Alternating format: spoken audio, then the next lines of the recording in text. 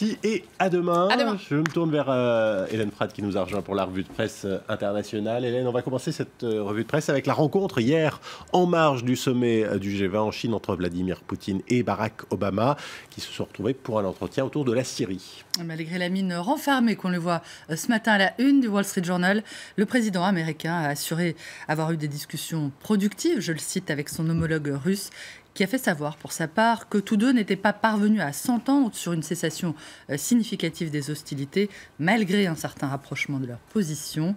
Au même moment, une série d'attentats faisait plus de 40 morts en Syrie, rappelle The Wall Street Journal. Au G20, il y a ceux qui ont affiché un visage fermé et ceux qui ont tenté de faire bonne figure face à l'adversité. Je veux parler bien sûr de Theresa May, la première ministre britannique, qui s'est vue infliger, on l'a évoqué avec Pauline, une mise en garde de la part des autres dirigeants sur les conséquences du Brexit, notamment sur les pertes d'emplois que celui-ci pourrait entraîner au Royaume-Uni. The Independent rapporte que Matteo Renzi l'a même pressé d'accélérer la sortie de son pays de l'UE pour en finir au plus vite avec la période d'incertitude qui a été ouverte par le référendum. Est-ce la faute à ces ultimatums? The Independent raconte un peu plus loin la petite mésaventure qui est arrivée au président du Conseil italien. Alors que les dirigeants étaient rassemblés sur un bateau pour faire une petite promenade sur un lac, figurez-vous, Vincent, qu'un poisson volant a atterri sur le ponton, provoquant une bonne pagaille. Plusieurs invités, dont Theresa May, se sont esquivés comme ils le pouvaient pour ne pas se retrouver mouillés. Mais Matteo Renzi, lui, a tenté de rejeter le petit poisson avec ses pieds, ce qui lui a valu, nous dit-on, une bonne glissade. Et on ne sait pas si la ministre britannique a ri sous cap. Barack Obama, lui, a finalement décidé de faire l'impasse sur la rencontre qui était prévue aujourd'hui au Laos avec le président philippin, après que celui-ci l'a publiquement insulté. Après avoir réagi avec retenue, déclarant que Rodrigo Duterte était un garçon pittoresque, je le cite, Barack Obama a fait savoir qu'il ne rencontrerait pas effectivement son homologue philippin à Vientiane pour le sommet de Lejeune, où les deux dirigeants devaient aborder le problème de la lutte contre la drogue, d'après The Philippine Daily Inquirer. C'est d'ailleurs ce dossier qui a provoqué le nouveau dérapage de Duterte. Celui-ci ne goûtant pas beaucoup les déclarations du président américain sur les droits de l'homme aux Philippines, notamment à propos des méthodes ultra-violentes défendues par Duterte pour lutter contre ce trafic.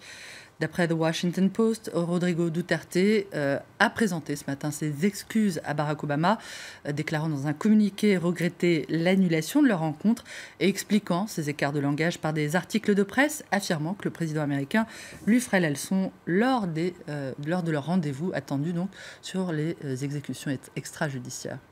On reste en Asie, Hélène, et plus précisément à Hong Kong, où 5 jeunes militants du mouvement de contestation de 2014, le mouvement des parapluies, ont été élus finalement au Conseil législatif dimanche. Pour la première fois, de jeunes militants prenant la rupture avec Pékin ont été élus à l'Assemblée, ce qui fait craindre un retour de bâton dans l'ex-colonie britannique rétrocédée à la Chine en 1997, d'après The Guardian, qui rapporte que plus de 2 millions de personnes, soit près de 60% des inscrits, sont allés voter, un record. Les électeurs de Hong Kong viennent d'envoyer un message on ne peut plus clair à Pékin. La révolution des parapluies n'est pas morte, commente The Wall Street Journal, qui cite parmi ces nouveaux élus Nathan Law, 23 ans, qui avait été, on s'en souvient, l'une des figures de proue de ce mouvement. The South China Morning Post présente l'élection de ces jeunes militants comme la manifestation de la force des aspirations démocratiques et le désir de changement. Une élection qui ouvrirait toutefois une période d'incertitude sur le gouvernement et le futur de Hong Kong. Et on termine, Hélène, avec toute autre chose, des nouvelles sur la solitude. Ouais, alors que The New York Times fait état de l'inquiétude des autorités britanniques face à l'épidémie de solitude qui touche la population du Royaume-Uni, ça n'a rien à voir avec le Brexit, au point que le sujet y est devenu un véritable enjeu de santé publique avec des fonds publics destinés à tenter de résoudre le problème.